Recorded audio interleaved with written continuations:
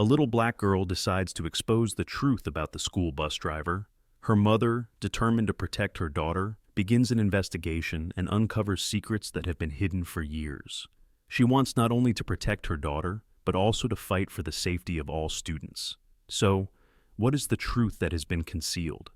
Before we dive in, let us know. What time are you listening to this, and where are you? Drop a comment below. We'd love to hear from you. As the Clark family's sedan rolled to a stop in front of their new home on Maplewood Drive, a suburban neighborhood on the outskirts of Cleveland, Ohio, the morning sun highlighted the picturesque, tree-lined street. Each home, with its meticulously manicured lawn and sprawling front porch, spoke of a well-established community pride. Emma, Daniel, and their daughter Sophie stepped out of the car, stretching after the long drive. Their new home, a modest two-story colonial, stood proudly with its freshly painted red brick facade glowing in the sunlight. The moving truck rumbled to a halt behind them, and the movers began unloading boxes, drawing the attention of the neighborhood. Feeling the curious eyes upon them, Emma glanced around. Neighbors peered through open curtains and from behind perfectly trimmed hedges. A couple paused their morning walk to watch, their dog sniffing at the air. An elderly man watering his flowers across the street looked up and over, but quickly averted his gaze as their eyes met. With a tentative smile, Emma waved to the onlookers, hoping to break the ice and elicit a warm neighborhood welcome. Her hand hung in the air, however, as no one waved back. The couple continued their walk. The man went back to his flowers, and curtains twitched closed. The air, previously filled with the suburban symphony of barking dogs and chirping birds, now seemed charged with a strange, unwelcoming silence. Daniel, sensing the growing discomfort, placed a reassuring hand on Emma's shoulder. "Let's focus on getting inside," he murmured, guiding Emma and Sophie towards the front door. Inside, the house was a blank canvas of possibilities. Light streamed through large windows, casting a warm glow on the wooden floors. They wandered through each room, discussing where to place furniture and hang pictures, their voices echoing slightly in the still empty space. Sophie, ever resilient, sprinted up the stairs to claim her room, her laughter bouncing down the hallway. Emma followed, her spirits lifted momentarily by her daughter's excitement. They discussed paint colors and where to put Sophie's bed, allowing the normalcy of setting up a home to soothe the earlier tension. As evening approached, they unpacked the essentials and ordered pizza for dinner. Sitting on the front porch, they ate under the dim glow of the porch light, the neighborhood quiet around them. "To new beginnings," Daniel toasted, lifting his pizza slice with a hopeful smile. Emma echoed the toast, but her eyes were on the street, noting the absence of any friendly faces or neighborly greetings. The lack of response from earlier hung over her, a cloud dampening the excitement of the new house. As they prepared for bed, the sound of distant laughter and the occasional car passing did little to dispel the feeling of isolation. Emma lay awake long into the night, the day's events replaying in her mind. She had hoped for a fresh start here, for themselves and for Sophie. Yet, the cold reception had planted seeds of doubt about whether they would ever truly fit into this seemingly close-knit community. "Tomorrow is another day," she whispered to herself, a resolve settling in her heart. They would find their place here, somehow. The chirping of birds was still new in the cool, early morning air, as Sophie stood at the end of the driveway, her small pink backpack hanging off her shoulders, filled with all the essentials she thought necessary for her first day at a new school.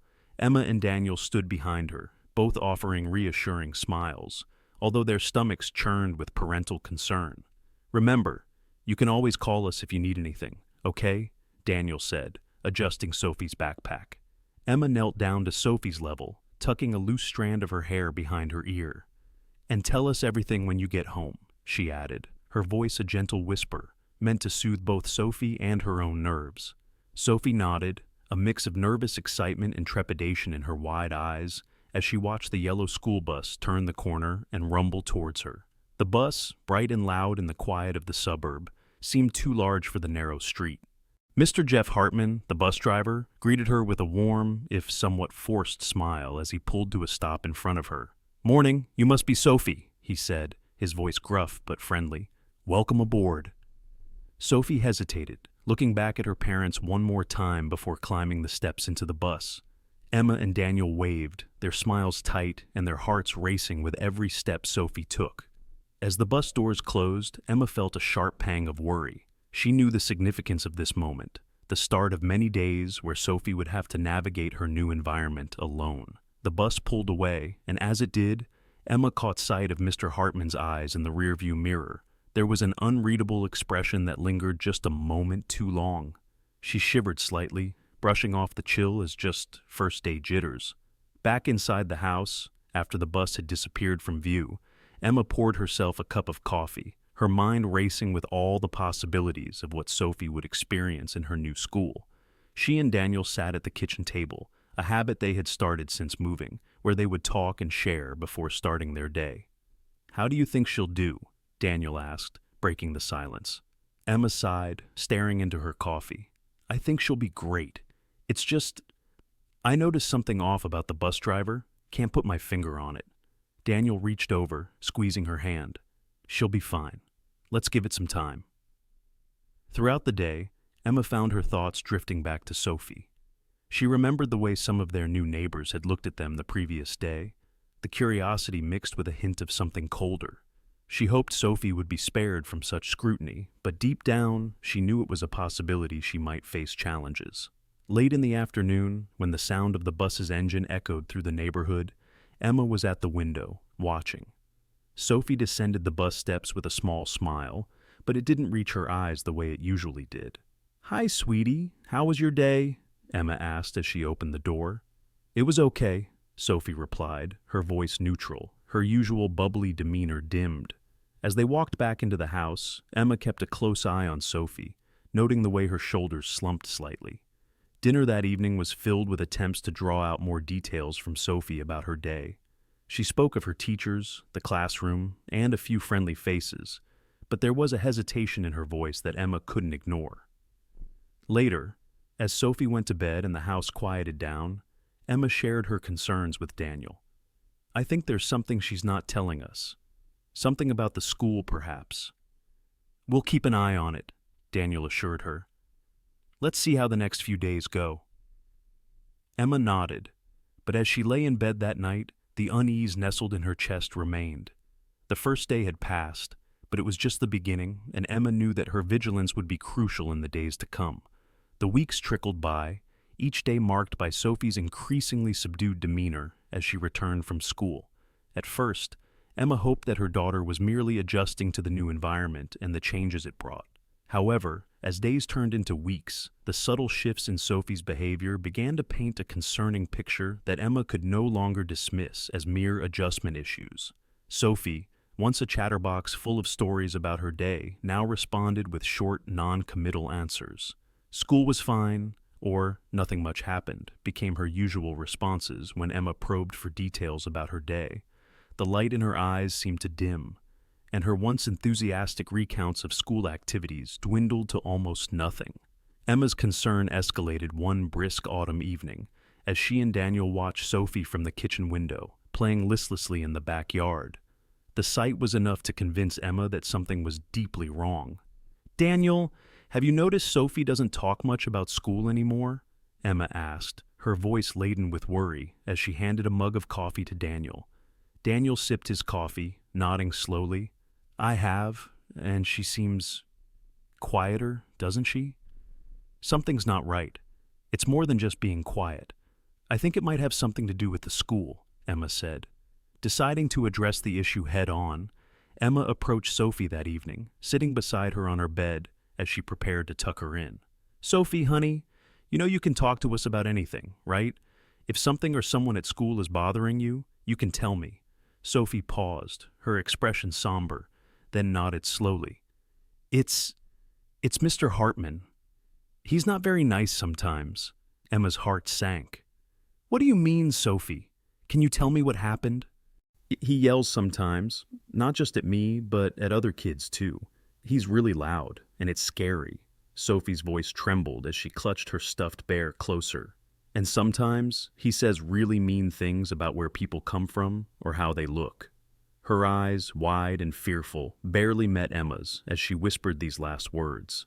Emma's heart tightened at her daughter's words. a mix of rage and protective instinct surging within her. She gently stroked Sophie's hair, trying to offer comfort through her touch.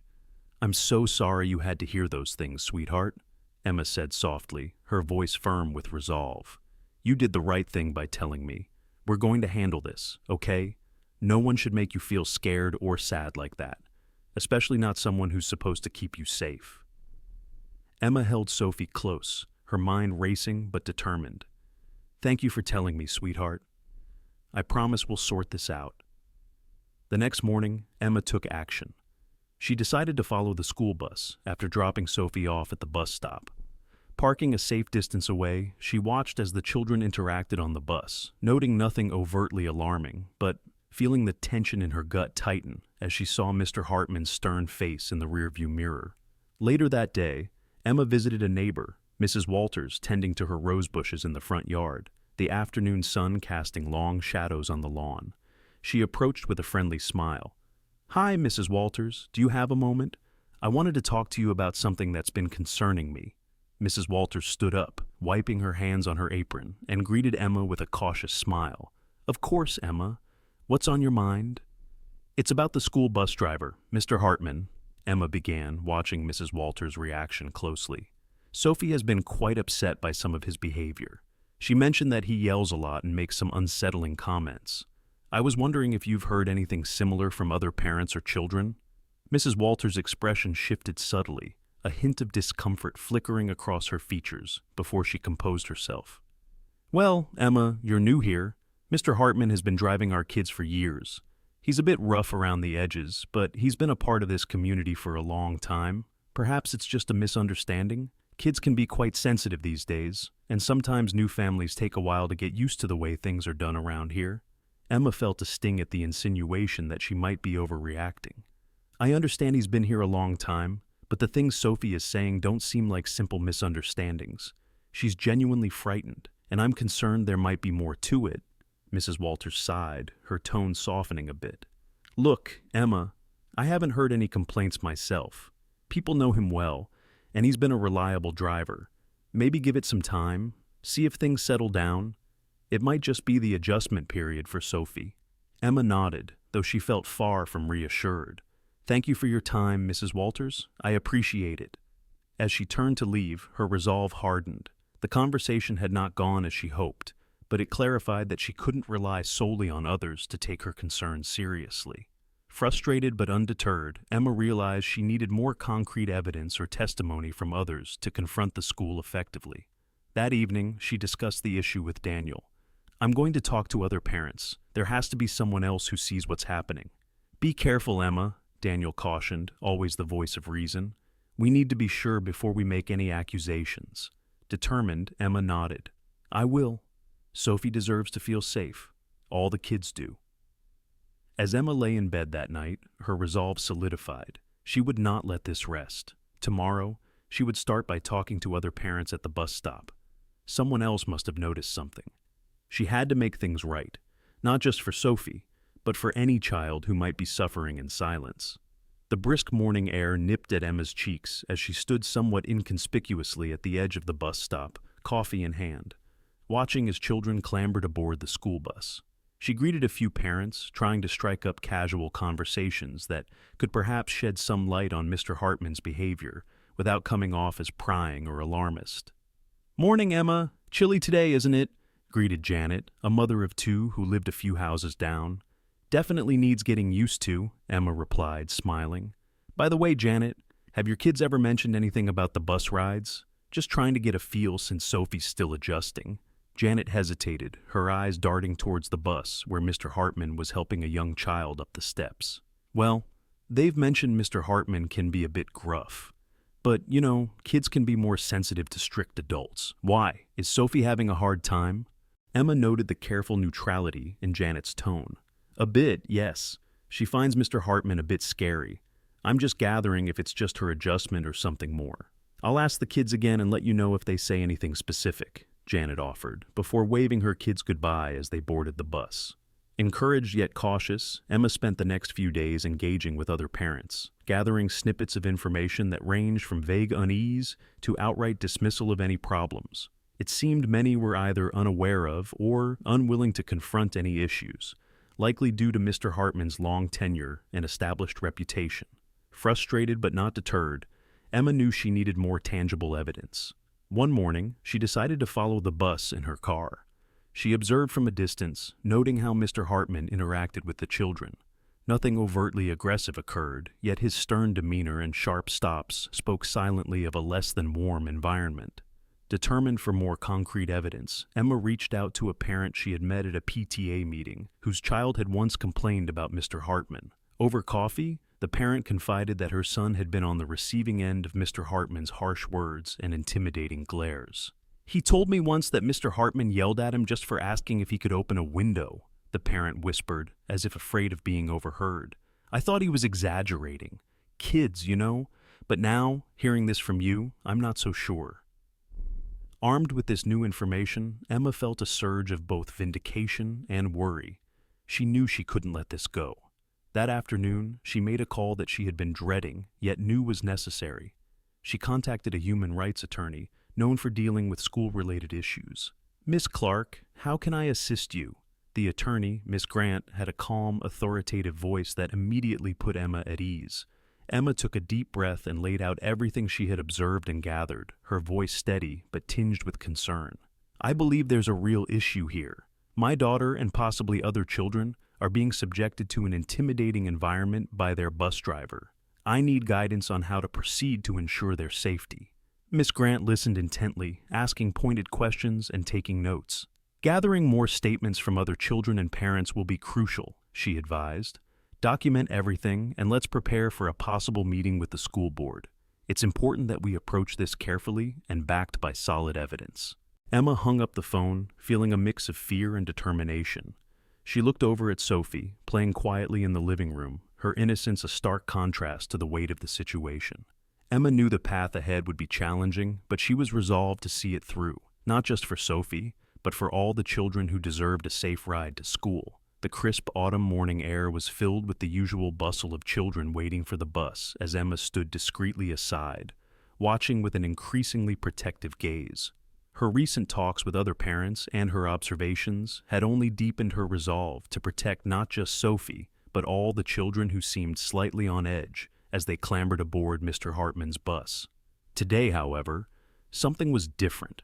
As the children filed onto the bus, Emma noticed Sophie hesitate, a look of apprehension crossing her small face. Before she could step up, Mr. Hartman sharply called out, "Hurry up! We don't have all day!" His tone was more than just impatient. It was harsh, and the edge in his voice made Sophie flinch. This moment was the last straw for Emma. She could see the fear in Sophie's eyes, and it mirrored the fear in her own heart. A mother's fear that her child was in an unsafe environment. Emma waited until the bus had left, then made a crucial decision. She pulled out her phone and dialed Miss Grant, the human rights attorney. "Miss Grant, it happened again. This time, I witnessed it myself. We need to move forward." Emma spoke with a firm resolve once the attorney picked up. "All right, Emma. Let's gather more concrete evidence and then schedule a meeting with the school principal. It's time this is addressed formally," Miss Grant responded, with a tone that matched Emma's determination. Over the next few days, Emma took to gathering statements from other children and parents.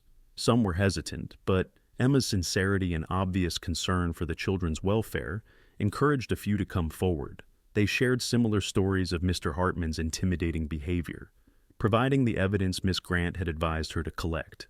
With this information in hand, Emma and Miss Grant prepared for a meeting with the school principal, Mr. John Anderson. They organized their findings, documenting each account carefully to present a compelling case. The day of the meeting arrived. Emma felt a mix of anxiety and courage as she walked into the principal's office, Miss Grant by her side. Mr. Anderson greeted them, his demeanor professional but slightly guarded. Emma began, "Mr. Anderson, thank you for meeting with us. We're here to discuss a matter of great concern regarding the behavior of the bus driver, Mr. Hartman, towards the children, including my daughter." Mr. Anderson listened, as Emma and Miss Grant presented the documented evidence. Emma watched the principal's face for any sign of understanding or support. However, his response was not what she had hoped. "Mrs. Clark, While I appreciate your concerns, Mr. Hartman has been with us for many years, and these accusations seem rather out of character," Mr. Anderson began, his tone dismissive. "Are we sure we're not misinterpreting his manner as something more sinister than it is?" Emma felt a rush of frustration. "With all due respect, Mr. Anderson, these children's discomfort and fear are not misinterpretations. We are talking about consistent behavior that has made multiple children uneasy." Mr. Anderson replied, "I will carefully look into this matter, but I advise you to be cautious when making such serious accusations. These allegations could not only harm Mr. Hartman, but also impact the reputation of the school, your family, and even myself," he said, his gaze sharpening as if conveying a deep warning. Emma felt a slight shiver as she left the meeting, her heart heavy with unease, but fueled by a determination stronger than ever. The principal's thinly veiled threat and his overt defense of Mr. Hartman only served to harden her resolve. "This isn't over, Miss Grant," Emma declared as they walked out of the school. "This is just the beginning. We have to protect these kids no matter what it takes." Miss Grant nodded in agreement, her expression resolute. "I'll start preparing for the next steps. We may need to take this to the school board. Are you ready for that?" "Absolutely," Emma replied without hesitation. "It's the right thing to do." Over the following days, Emma put her resolve into action with a clear and methodical approach. She started by compiling a list of parents who had previously expressed subtle concerns or those she felt might have unspoken reservations about Mr. Hartman's behavior. Each name on her list was a thread in the larger fabric of the school community, and she knew that gathering their stories was crucial. With the list prepared, Emma began reaching out to these parents one by one. She invited them to her home, ensuring them that it was a safe space to speak openly. Her invitations were carefully worded, expressing her deep concern for the well-being of all children and emphasizing the importance of community support in addressing sensitive issues. As parents arrived at her home over several days, they were greeted by Emma's earnest and compassionate demeanor. She made it clear that her primary concern was the safety and happiness of the children, not just her own daughter. This sincerity helped to break down barriers of hesitation among the parents. One by one, in the privacy of her living room, with comforting cups of tea or coffee in hand, parents began to open up. A father recounted how his son had come home in tears after being sternly reprimanded by Mr. Hartman for a minor infraction. A mother shared her daughter's story of how she'd been left feeling humiliated when Mr. Hartman dismissed her questions in front of other students with cutting remarks. As these stories unfolded, Emma listened intently, her empathy evident in her attentive posture and the occasional nod of understanding. Miss Grant, who was present at several of these meetings, took detailed notes, ensuring that every account was documented with precision. She provided legal insights into how these testimonies could support their case, bolstering the parents' confidence in the process. The atmosphere during these meetings was initially charged with a mix of anxiety and relief. Relief at being heard and anxiety about the implications of speaking out. However, Emma's skilled handling of these discussions, her genuine concern, and Miss Grant's professional assurance created a sense of solidarity among the parents. Many who had felt isolated in their concerns now recognized the power of their collective voice. This growing coalition became the foundation of a robust case against Mr. Hartman, showcasing a clear and disturbing pattern of behavior that went beyond isolated incidents to a systemic problem that the school could no longer ignore. Emma's efforts had galvanized a group of concerned parents into a unified force, ready to support one another and advocate for a safer, more respectful environment for their children. Armed with this growing body of evidence, Emma and Miss Grant arranged a second meeting with Principal Anderson. This time, they were not alone. Several other concerned parents accompanied them, presenting a united front that Mr. Anderson could not easily ignore. As the group settled into the principal's office, the air was thick with tension. Emma initiated the discussion with a clear and firm voice. "Mr. Anderson, since our last meeting, we have gathered substantial additional testimony from parents and students. It's clear that Mr. Hartman's behavior is not only a series of isolated events, but a consistent pattern that has been ongoing for quite some time." One by one, parents shared their children's experiences, their voices a mixture of anger and anxiety. And Miss Grant then presented the legal implications of ignoring such complaints, citing regulations and laws that the school was obliged to follow. Mr. Anderson, visibly uncomfortable and taken aback by the organized approach and the detailed accounts, shifted in his seat. "This is a serious accusation," he admitted. "I assure you, I had no prior knowledge of the extent of this issue. I will need to review these allegations personally and may need to consult with the school board." Emma, sensing a shift in his attitude, pressed on. "We appreciate your willingness to look into this matter, Mr. Anderson, but we expect to see concrete actions taken. We are prepared to take this to the school board ourselves, if necessary." After the meeting, Emma felt a cautious optimism. The unity and resolve shown by the parents had made an impact, and it seemed they had finally begun to move the needle. However, she knew that the road ahead might still hold challenges.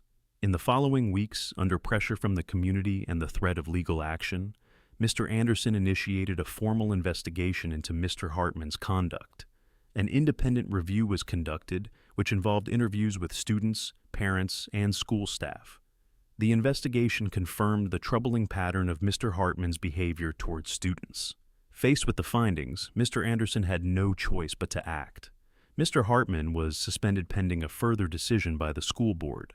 This decision was communicated to parents in a letter that acknowledged the issue and promised a commitment to a safer and more respectful environment for all students. Emma read the letter with a mixture of relief and vindication. Her efforts, along with those of other parents and Miss Grant, had brought about a significant change. However, she knew that this victory was just one part of a larger battle for ensuring a safe and nurturing school environment. That evening, as she discussed the day's events with Daniel, she reflected on the journey so far. "It's been hard, but I couldn't just stand by. We had to do something." Daniel nodded, his expression full of pride and support. "I know, and you did something incredible." As they prepared for bed, Emma felt a renewed sense of purpose. The struggle had brought the community together, and she felt hopeful about the positive changes that were now possible. "This is just the beginning," she thought. "We have much more to do." After the confrontational meeting with Principal Anderson, Emma Clark and her attorney, Miss Grant, delved deeper into their investigation.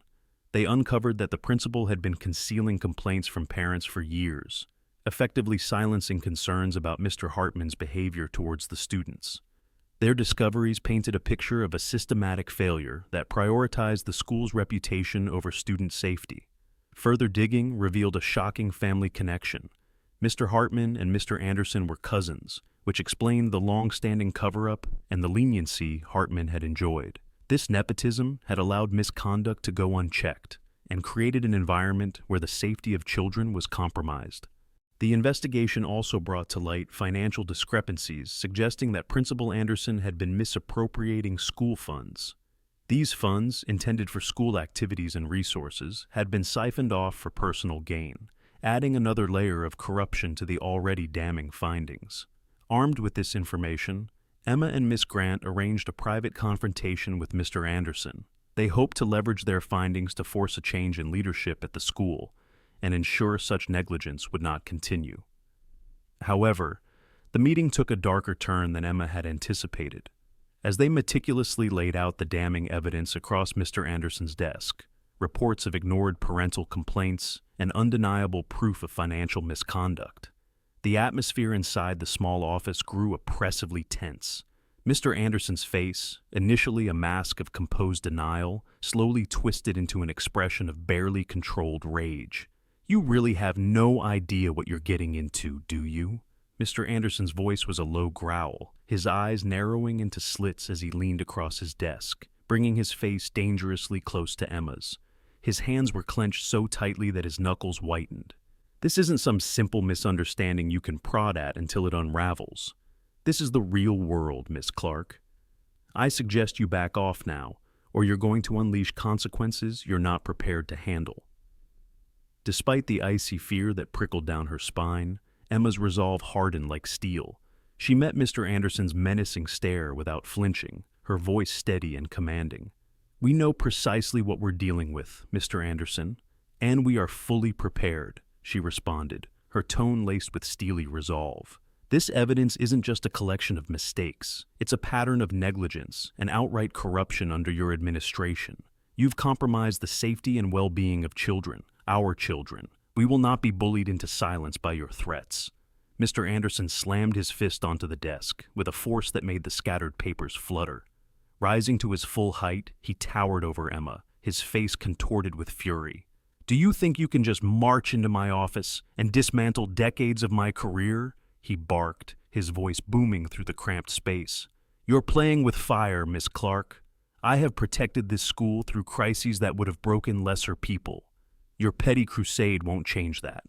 Emma took a deep breath, her calm demeanor in stark contrast to Mr. Anderson's escalating aggression. "Protecting the school? Is that what you call ignoring child abuse and embezzling funds meant for education?" she countered, her voice rising in pitch but still controlled. "This isn't a game, Mr. Anderson. It's about fundamental accountability. It's about ensuring that our school is a safe place for students to learn and grow, something you've clearly forgotten amid your so-called protections." The office was thick with tension, the only sounds the heavy breathing of both parties and the distant hum of the school corridors outside. Emma continued, her gaze unwavering. "You failed the very children you vowed to safeguard. We're here to correct that, whether you cooperate or not." Mr. Anderson's face went pale, the anger momentarily giving way to a flicker of fear as the implications of Emma's words sank in. He sank slowly back into his chair, his posture deflated yet still defiant. "You may think you have the upper hand now," he muttered darkly, "but be careful, Miss Clark. Actions have consequences, and you're not the only one capable of making bold moves." Emma straightened, gathering the scattered evidence with deliberate slowness. "Then consider this our first move," she said, her voice low but fierce. "We're going public with this, Mr. Anderson. The media, the State Board of Education, everyone will know what's been happening under your watch. It's time for real change, and it starts now." She and Miss Grant exited the office, leaving a visibly shaken Mr. Anderson behind. Emma felt a surge of adrenaline. The battle lines were drawn, and there was no turning back. As the evidence mounted, Emma Clark and her attorney, Miss Grant, knew that it was time to take their fight for justice to the public stage. They scheduled a press conference at a prominent downtown venue, ensuring that the room would be filled with reporters from both local and national media outlets. When the day finally arrived, the atmosphere was electric with anticipation. Journalists crowded into the room, their cameras and microphones poised, waiting for what promised to be an explosive story. Emma stood just behind the podium, her hands gripping the edges, knuckles turning white. She took a deep breath, feeling the weight of the moment press down on her. This wasn't just about her daughter anymore. It was about every child who had been let down by a broken system. She glanced at Miss Grant, who gave her a reassuring nod. With that, Emma stepped forward, her heart racing but her resolve unshakable. "Good afternoon," she began, her voice echoing across the room. Despite the nervous energy swirling in her stomach, she spoke with conviction. "My name is Emma Clark, and I am here today not just as a mother, but as a fierce advocate for the safety and well-being of our children." A hush fell over the room as she continued. "Several months ago, my daughter Sophie began riding the school bus to our local elementary school. What seemed like a simple everyday routine quickly became a nightmare. A nightmare I realized was not just an isolated incident, but a symptom of something much larger and more insidious." Emma's voice grew stronger, each word cutting through the tension. "We are talking about years of ignored warnings, complaints that were buried, and a culture of negligence that has placed our children at risk. I am holding in my hands documented proof that Mr. Jeff Hartman, the school bus driver, repeatedly harassed and targeted young students, including my daughter. When I brought this to the attention of Principal John Anderson, not only was I dismissed, but I was threatened for daring to speak up for my child." The journalist began scribbling furiously, the seriousness of her words drawing them to the edge of their seats. "But it doesn't end there," Emma declared, her voice steady but laced with outrage. "Our investigation uncovered something even more alarming. Financial records indicating that funds meant for student programs and school improvements were siphoned off, used for purposes unrelated to the well-being of our kids. Principal Anderson, the same man who ignored countless complaints, had his hand in this too. We discovered that Mr. Hartman, the bus driver, is in fact his cousin, a connection that raises disturbing questions about favoritism and protection at the expense of student safety." Emma paused, letting the gravity of the revelation sink in. A few reporters exchanged shocked glances, and the air felt almost suffocating with tension. My daughter's safety, the safety of every child at that school, has been jeopardized, Emma continued, her voice breaking slightly, but she quickly steadied herself. When I confronted Principal Anderson with this evidence, he tried to intimidate me into silence. He told me that pursuing this would have consequences for my family, that I was meddling in things I couldn't possibly understand. But let me be clear, she said, her eyes blazing. I understand perfectly. What I understand is that a system designed to protect our children has instead protected those who abuse power. Her voice rose, filled with the passion and fury of a mother who had been pushed too far. Today I am here to say, enough. Enough with the cover-ups, enough with the threats, enough with the corruption. We demand accountability. We demand change. And we will not rest until our children are safe. And this school, and every school like it, operates with the transparency and integrity that our community deserves. The room erupted into the chaos of clicking cameras and shouting journalists, each one desperate for a quote or a follow-up question. Emma stepped back, her breath coming in quick, shallow gasps. But despite the whirlwind of activity around her, she felt a profound sense of clarity. She had spoken her truth, and now the fight was out in the open, where it belonged. Emma knew the road ahead would be filled with obstacles, but she also knew that the community was beginning to listen, and that was the first step toward real, lasting change. The immediate fallout was intense and swift. In response to public pressure and disturbing revelations, the State Department of Education decided to conduct a comprehensive investigation into the school's operations. As information spread rapidly on social media, videos from Emma's press conference garnered millions of views and shares, igniting public outrage. Social media users quickly joined the discussion regarding Emma's disclosures. On Twitter, many parents expressed their anger over the school's concealment of serious incidents and shared their own similar experiences with the education system. They not only demanded transparency, but also called for specific reforms to ensure the safety of children. Numerous posts and interview videos featuring Emma and her supporters were widely shared, encouraging the community to participate in an upcoming protest aimed at demanding changes in school policies. The dissemination of information not only attracted media attention, but also engaged human rights organizations and lawmakers, who began to participate in the discussion and committed to taking action. This call was not only a reaction to the events at the school, but also a reminder that the safety and welfare of children must be prioritized in all educational decisions. Amid this context, a team of auditors and investigators arrived at the school, sifting through years of administrative records, including emails, internal reports, and financial documents that Emma had struggled to access. Images and information about the investigation quickly spread across platforms like Twitter, Facebook, and Instagram, drawing the interest of parents, teachers, and social activists. This external scrutiny forced the school administration into a corner, leaving them with no choice but to open up their entire archives for the first time, as the light of transparency illuminated every corner of the educational system. Investigators confirmed every claim made by Emma and Miss Grant, verifying each detail in their report with strong evidence they had gathered. They not only uncovered alarming misconduct, but also revealed a series of unresolved infractions that had gone unchecked for years. The evidence was now undeniable, leading to the immediate dismissal of Principal Anderson, who was primarily responsible for covering up incidents and failing to ensure the safety of the students.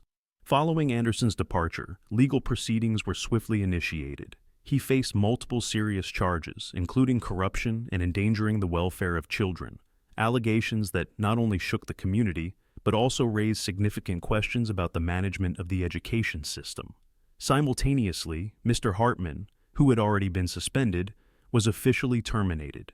He was facing charges related to his misconduct, including abuse of power and harassment of students.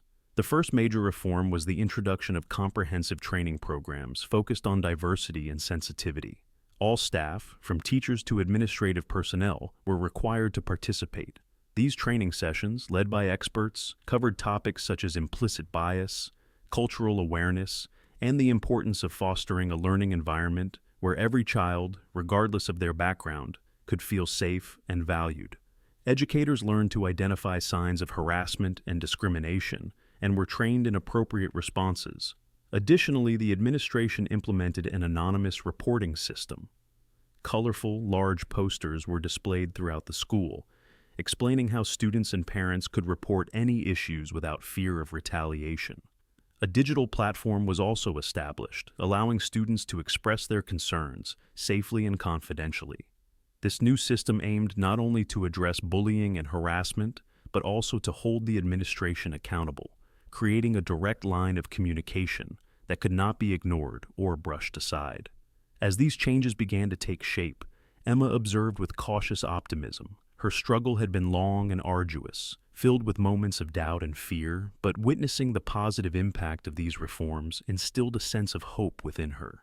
She understood that progress wouldn't happen overnight, but the community was taking its first steps toward a brighter and more inclusive future. Sophie also started to feel the difference. Her return to school was a gradual process, marked by both anxiety and newfound strength. On her first day back, she held her mother's hand tightly at the school gate, but Emma knelt beside her and whispered encouraging words. "You're so brave, Sophie. Things are different now because you spoke up. You are safe." With a small yet determined smile, Sophie released her mother's hand and stepped onto the playground, where a few familiar faces were waiting. Her classmates welcomed her warmly, and she soon found herself laughing and running, her laughter echoing like music across the schoolyard. Emma stepped back, her heart swelling with pride and relief. Her daughter was healing, reclaiming the joy and innocence that had been taken from her. The community also began to change. Parents who had previously felt too anxious to speak out now felt empowered to express their concerns and opinions. School board meetings transformed from dull formalities into vibrant discussions where diverse viewpoints were listened to and respected. Even the neighborhood began to feel more welcoming, as once awkward or tense conversations became more open, with people from different backgrounds starting to understand each other better. One afternoon, Emma received an unexpected visitor. It was Sarah, the neighbor who had once treated Emma with hostility when she first raised her concerns. Sarah appeared uncomfortable, but the sincerity in her gaze was unmistakable. "I came here to apologize," Sarah said, her voice gentle but earnest. "I was wrong to dismiss you and your family. Seeing what you've done, I realize I was so uninformed. Thank you for fighting for all of us." Emma accepted the apology, and in that moment, she recognized that her fight was not just for her daughter's safety, but also for transforming the very fabric of the community. Change had begun, and although there was still much work to be done, she felt hopeful about the future. As the seasons changed, Sophie continued to thrive. She made new friends, excelled academically, and even joined the school's art club, where she could express herself freely. The scars of the past remained, but they no longer defined her. Instead, they stood as a testament to her courage and the unbreakable love of her mother. On a sunny afternoon, as Emma watched Sophie paint a vibrant mural on the side of the school with her classmates, she felt a profound sense of peace. The mural, filled with images of unity and strength, seemed to encapsulate everything they had fought for. Beside her, Daniel wrapped an arm around her shoulders, and they shared a moment of silence, both filled with gratitude and pride. "This is just the beginning," Emma said softly, her eyes never leaving her daughter. "But it's a good beginning." Daniel nodded, his voice filled with hope. "Yes, it is a good beginning." Together they stood under the warm sunlight, knowing they had built something strong and enduring, a safe and compassionate community for Sophie and all the children who would come after her. Their story had become one of resilience, justice, and the power of love to inspire change. And in that moment, Emma knew that this journey had been worth every step. This story concludes here. Please feel free to share your thoughts in the comments section below. If you enjoyed the video, don't forget to subscribe to the channel so you won't miss out on the heartfelt stories I'm dedicated to bringing to you. Your support is a precious motivation for me to continue this journey, and I am truly grateful to have you as part of it.